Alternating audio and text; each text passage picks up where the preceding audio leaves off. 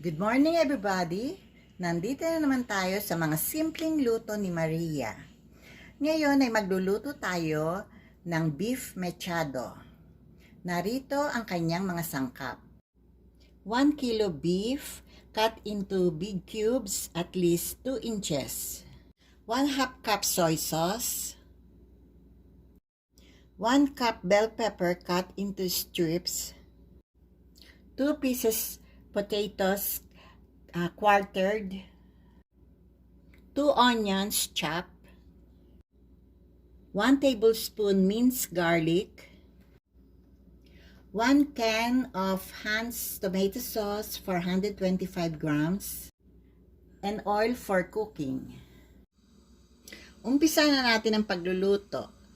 Nagpapainit na ako ng mantika at habang pinapainit ko to, ay ihahalo ko ang toyo sa ating hiniwang baka, katulad nito. Nilagay ko na ang toyo sa ating hiniwang baka at uunti-untiin ko itong ihahalong ganito.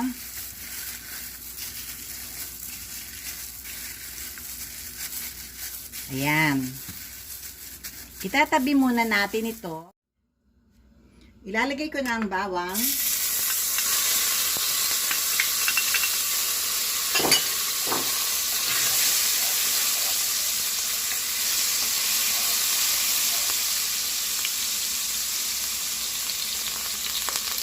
Sibuyas.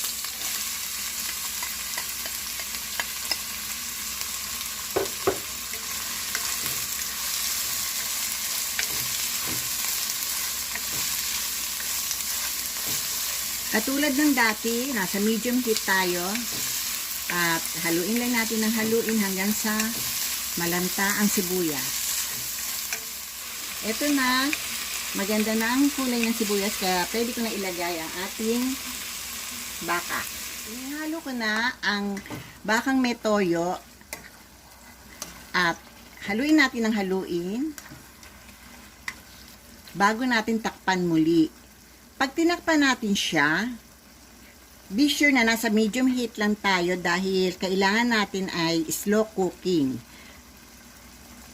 para siya lumambot nang hindi natin siya tinutubigan. After 20 minutes, tignan natin kung malambot-lambot na ang ating sinangkutsang baka. Tignan nyo, hindi natin kailangan lagyan ng tubig. Kusa na siyang pinalalambot ng tubig na ang gagaling sa baka. Sa point na to, pwede na natin ilagay ang bell pepper,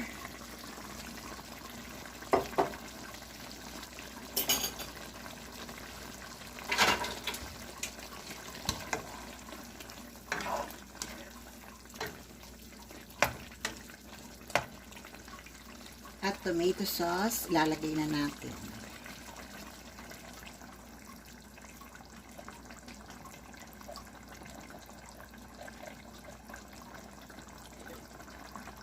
Medyo konting pasensya lamang dahil kailangan natin palambutin ang baka.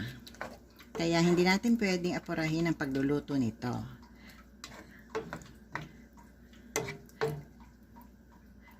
Atin muling takpan at sasabihin ko sa inyo kung ilang minutes ulit bago natin titignan.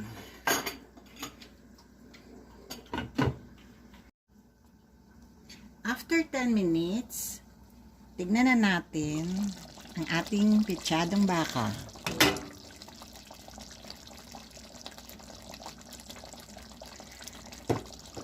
Ilalagay na natin ang ating patatas.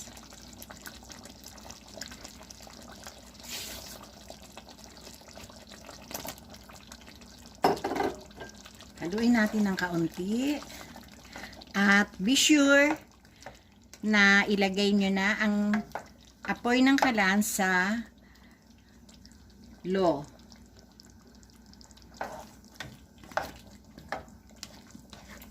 Hanggang sa maluto ito ay nasa low heat lang siya